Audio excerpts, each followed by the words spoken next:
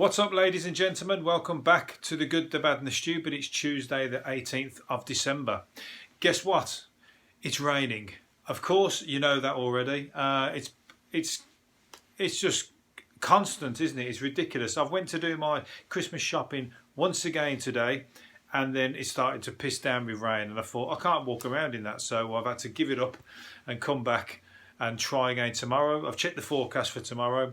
It's forecast to be raining all day, so it's getting more and more likely that people are going to get a calendar and a dairy milk or something fucking ridiculous like that.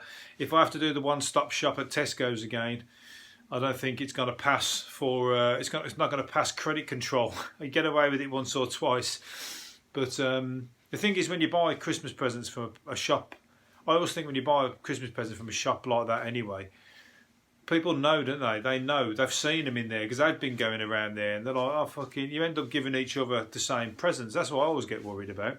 Giving people something from a shop. Like, there's a great shop called Bert's.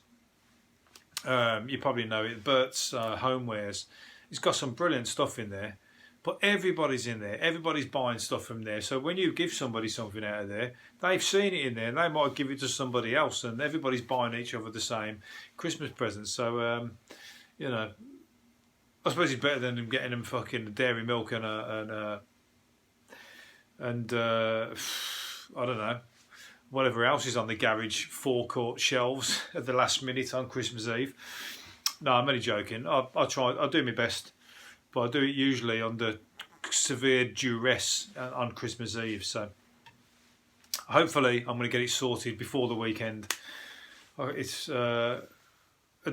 think the wrapping might have to give it. I might have to give the wrapping a miss, because that's one thing that I can't stand: wrapping presents.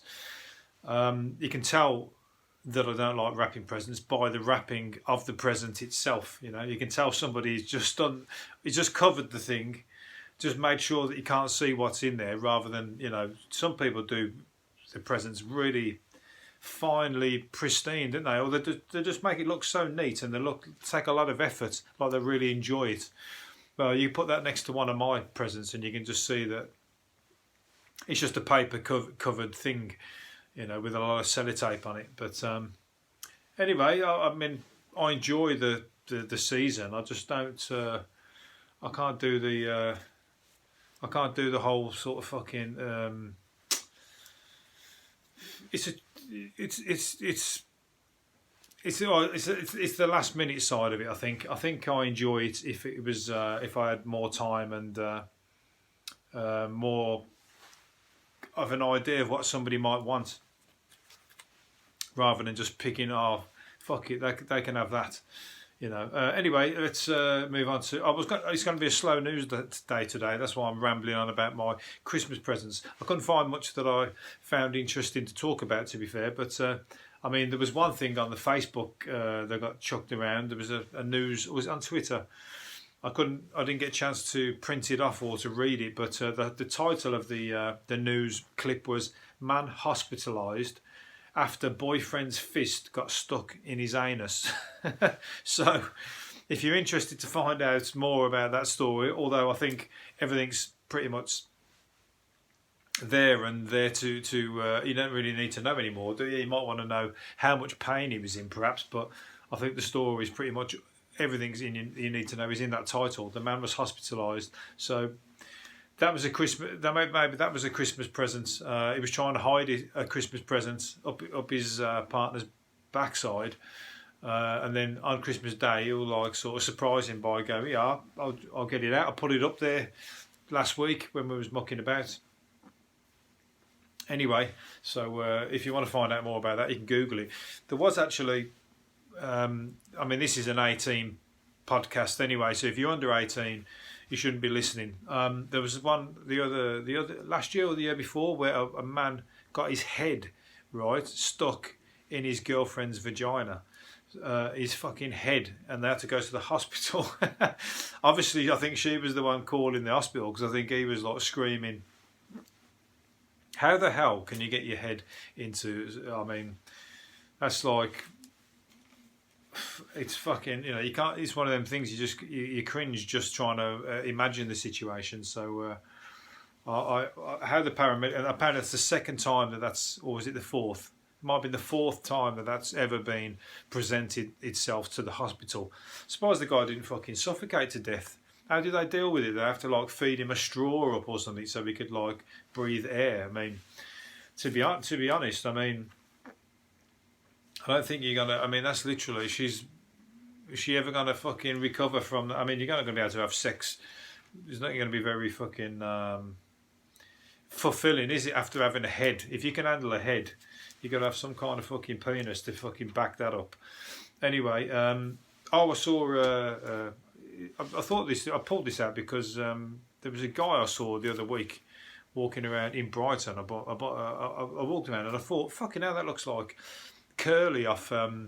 Going straight from heads up vagina straight to Curly off Coronation Street. I remember the dippy guy years. I mean, I don't even watch fucking these soaps, but I remember when I was growing up, and Mum would have it on or some shit like that, and there was always this, the one. It was like the Ian Beale of Coronation Street. His name is Curly. Anyway, I saw him and I thought, oh, that guy looks like fucking Curly from Coronation Street. Anyway, there's a thing in the paper of him here, and he's talking about how he's really enjoying himself at his new flat, or at his flat in Brighton by the sea. And I thought, fucking hell, it was as well. I know I was right. I'm good with the old faces. I remember I saw David Dickinson once in. I mean, you can't miss him, can you? He's fucking tangoed off it. He's like Mr. fucking. He was actually doing an advert, so he wasn't actually just being David Dickinson in the streets. He was actually in a place where, you know, there was TV cameras and all that kind of shit on there. And I went up to him and I said, "Oh, my mum don't even know who the fuck he is," but I said, "Oh, my mum loves you. Can I get a photo?" And I never ever do this, but I just did it because I thought it'd be funny to send it to my mate. Anyway, and he did his. I was just taking a photo of him. I wasn't taking a photo of me and him. I just wanted a photo of him. So he went. So he did his like. He sort of did his thing like that, and smiling like that.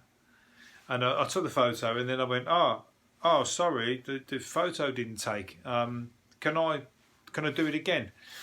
And he went, for fuck's sake. And then he went, and he put on the look again. Like that, but really he was going, for fuck's sake. But then ever the showman, David Dickinson. So I'm sorry that if you're ever watching my podcast, I'm sorry to tell you that my mum doesn't know who you are. I was just having a laugh, and I pinged it to my mate so it could pop up on his phone while he was at work, and then you think, what the the fucking hell's that? Anyway, there you go. We've got to have a laugh in life, ain't you? You know, anybody really famous, I would never ever fucking bother them. But somebody like, you know, Jimmy Cranky, who I talked about yesterday, or someone fucking mad like that. Who's that guy on the? He used to ride the fucking the Emu. We had Rod Hull in Emu. Rod Hull, I'd do it too. You know, if it's Brad Pitt or somebody, I wouldn't go near him. I'd think I ain't that bothered. But it's somebody who's like a character, like. Who else? All the old sort of Spit the Dog, Bob Carroll G's, somebody like that.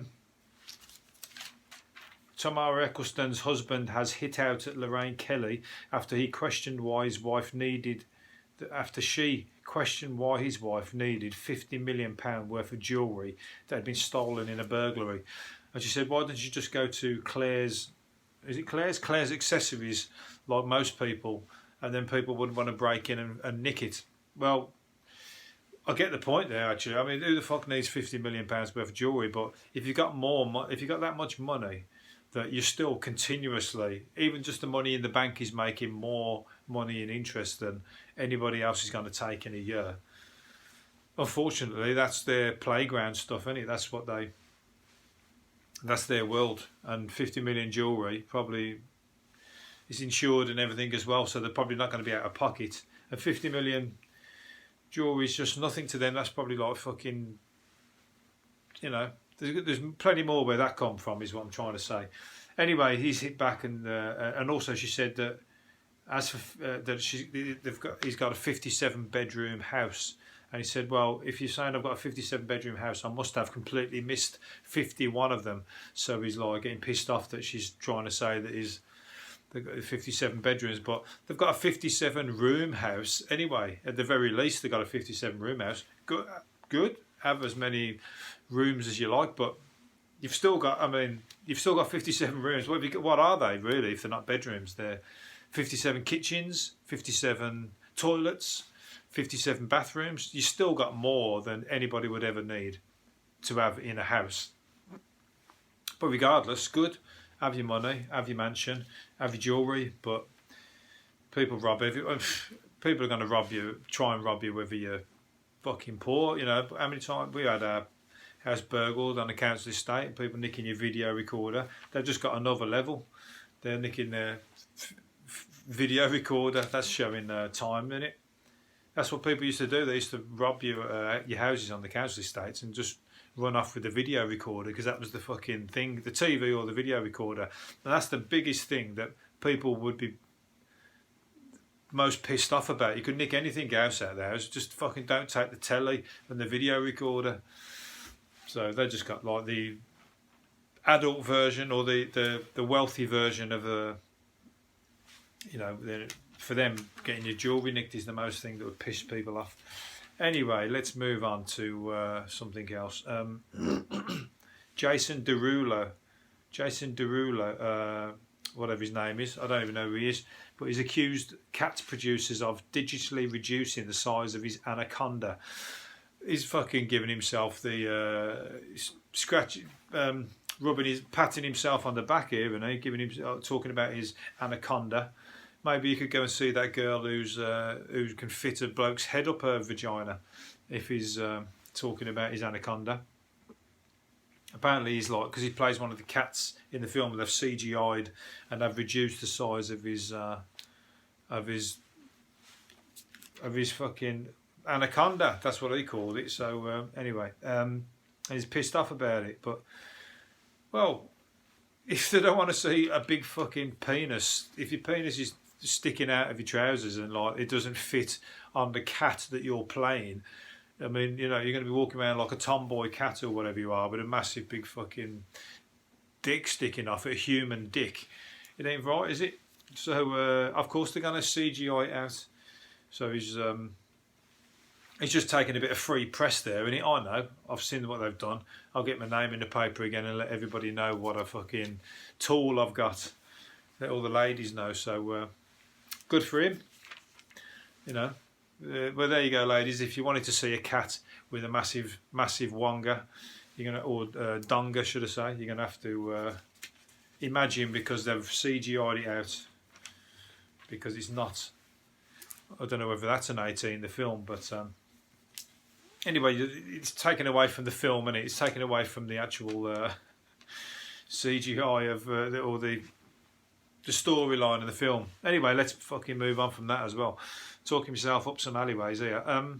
This one's a good one. They took the sloping toilet that could be out. They've invented a sloping toilet to fit into offices, and the British Toilet Association have backed the new design for offices and for public spaces. And basically, I don't know if its main aim is, but it's a toilet that is sloped forwards like this.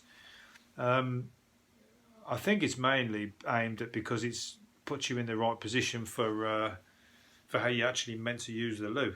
You're meant to be kind of in a squatting position, aren't you? But they're saying that it's going to kill the break. You know, when you go sneak off into the toilet and hide in the toilet and sit on the toilet, it's going to basically put an end to that, because it's really hard to sit on the angle that the toilet seat is going to be at for more than 5 minutes without your legs starting to hurt. So it's going to up productivity. So unfortunately, you're going to be forced off the loo quicker and back to your desks to get on with your work. So it's an investment for the bosses to make all the toilets do that, and everybody will be like, oh, fucking hell, this toilet's killing my legs. Unless you're clever and you take a little blow up whoopee cushion pillow or something like that to blow up to get the toilet level again. You gotta move with the times and figure out how to figure it out. How to sort of keep your breaks, you know what I mean? Because all those breaks that you get away from. I used to just go to the kettle. I'd make about 100 cups of coffee a day, 5 minutes at a time, chatted in the room or whatever. I was never at my desk.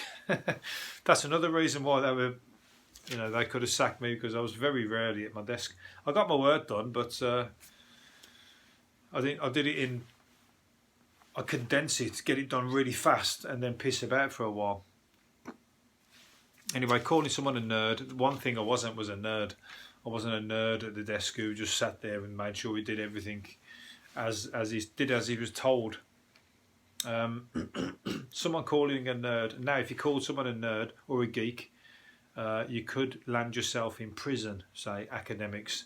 They want terms such as egghead and brainiac to be criminalised under hate speech laws. So if you call somebody a nerd, or I saw somebody the other day, yesterday in the cafe, 2 young kids walked out, and there was a young kid sitting there with glasses on, and they went, "Oh, look, it's Harry Potter! Look, it's Harry Potter!" And they were all about there was all about 13 or 14. And I felt sorry for the kid because he just didn't respond. It looked like he's been said that to him many, many times. So I felt like a bit of. So it's not hate speech. It's just it's a bit of bullying, I suppose, isn't it? It's like that's kids, but this is adults. These are talking about blokes are not happy being called an egghead. Stop being so bloody brainy then, and then people won't call it you. Hide your brains a little bit. I hide my brains very well. Nobody knows just how clever I really am. IQ is fucking through the roof. I can tell you that. So there you go. You could be arrested for calling people. It's just ridiculous, isn't it? It's hardly up there with racism and fucking all the other things that you could probably get arrested for, or abusive language and whatnot. Where are we going? Oh yeah. Speaking of abusive language, Peacocks, the store, had a cock up, as I say, because all the letters on Peacocks, they was all broken, or the lights went out, and the only thing that was left, still the lights were still working, was on the COCK. So it just said cock in big bright letters until they come along and fixed it. So this is the theme of the show today. We're going full on. Talking about fucking penises, vaginas, cocks, which is a penis, of course, if you didn't know. And it's a bit of a crass episode, but we're going to crack. Oh, I've honestly not put these in any kind of order at all. My next one is: a police chief has quit after he allegedly sent a shocked woman pictures of his manhood. So. I must have been subliminally fed it off some advertising somewhere. I don't know where I'm getting all these from. So anyway, he's been shocked, sending somebody after he texted snaps of his truncheon after she visited his force headquarters. I never get that. I don't understand how. Are women really into that? I mean, you're taking a fucking chance. I imagine that 10 out of 11 women do not want to see pictures of penises pop up on their phone or in their emails or wherever else. There might be that one woman who's like, that's all right, thanks very much, nice to meet you, what's your name? I could imagine that there's very, very few that are like that, but some blokes are just brazen as fuck, and they're just like, well, bang them out, and they'll take the 10 no's, and you're a fucking dirty bastards, for the one that will say, yeah, come round, let's get it on. Whereas most blokes would be like, they couldn't take the embarrassment of even the one person coming back and saying, what the fuck you playing at? You're sending shit like that to me. I'm going to send my husband round and he's going to fucking put you down. How does he even know this woman's not married or whatever? It's so brazen. But I can safely say that I would never do that anyway. So I'm one of the good guys, unless you're somebody who likes having those photos come through, and therefore I'm one of the bad guys. You'd have to ask me. I'd do it if you asked. I wouldn't. I'm a prude. Right. Anyway, again, as I said, I've not put these in any kind of order. This is just totally random. The universe is working in favour here. Festive diners were left down in the mouth after being served chipolatas on their Wetherspoons Christmas lunch when it was meant to be pigs in blankets. So they were getting basically a circumcised sausage rather than one with all its blankets. If we're going to do innuendos, it's getting even like the Carry On films. So they're getting they've been served pigs in blankets without blankets, basically, and they're putting notes on Twitter and online saying, "Nice one, Wetherspoons," in a negative sense. I'm pretty sure my pigs in blankets were meant to come with the blankets. My cheers, my son is crying. Fuck you now, get a life. Jesus Christ, you're paying like probably £3.50 or something really ridiculous for a Christmas dinner. And then you're fucking moaning that your son's crying because a pig's in blanket didn't come with a bit of bacon wrapped around it. Fuck me. And then there's a guy sleeping outside the Wetherspoons on the floor with a fucking blanket, but out on the cold, and he's probably freezing his knackers off, skint. Get your fucking priority or your head right on what is actually important in the world. You know what I mean? Jesus Christ. I mean, just say something to the waiter and ask him if he's got them. If they haven't, then fuck, just go, well, you know what, it was cheap anyway. I'm going to go home and send some woman pictures of my penis instead. Maybe that's you're that kind of guy. Anyway, there you go. If you go to Wetherspoons, don't be put off. If you get a chipolata sausage instead of a bit of bacon wrapped around a sausage, there's worse things in life. Like the worst of things in life, like a lottery winner who hasn't picked up his £41 million Euro Millions jackpot. Somebody's got a £41 million jackpot and they don't know they've got it. That is a wounder. So if you've ever lost a lottery ticket, it could be you. You might be that person. So I would be fucking sweating if I ever lost a lottery ticket, especially if they've told the numbers here as well. So if you've got these numbers, the winning numbers are 18, 31, 32, 38 and 48. The lucky stars are 4 and 12. So if those your numbers that you use regularly. How do you say regularly? You understand what I'm saying? Regularly. If you use those numbers all the time, then I'm afraid you're pig sick because you've got £41 million that you can't get your hands on. Could you just go and say, look, I use those. Look at my past tickets. I've used those numbers all the time, forever. Can you fucking at least cut me some slack and give me $1 million? I don't think they'd do it, would they? Right, I think I'm going to leave it on one more thing. Neighbours. Oh, I've cut the top of this off, so I don't really know what it all says. I think it's along the lines of neighbours living on the same street call their neighbours, at the very least they call them acquaintances, not neighbours. The fifth are unable to name any of them. More than half have no wish to get to know their neighbours better. A study by betting firm Lotto Land shows. Well, they would if they'd won the Lotto Land. I bet everybody, if there was a guy on the street who's won 40 million quid, I bet everybody's like, morning Dave, how you doing? Yeah, anything I can do for you today? Should we be mates? Should we, especially if he's the 41 million guy, if he fucking finds his ticket. Can I come round and, you use those numbers, don't you? Can I come round and check, help you search for it? I'll give you a hand. Anyway, the same, maybe it's down the back of the sofa and everything, so there you go. If you've got some nice neighbours they can come and help you find it. Just don't give them any money if they haven't spoke to you for the last fucking 10 years you've been living there. Just go, see you later, I'm moving out. I've got better places in the world to be. Anyway, I'm going to leave it there. Hopefully you've enjoyed it. I've rambled and I've rambled. It's been rude, but it's been good. See you later on. See you tomorrow. Bye.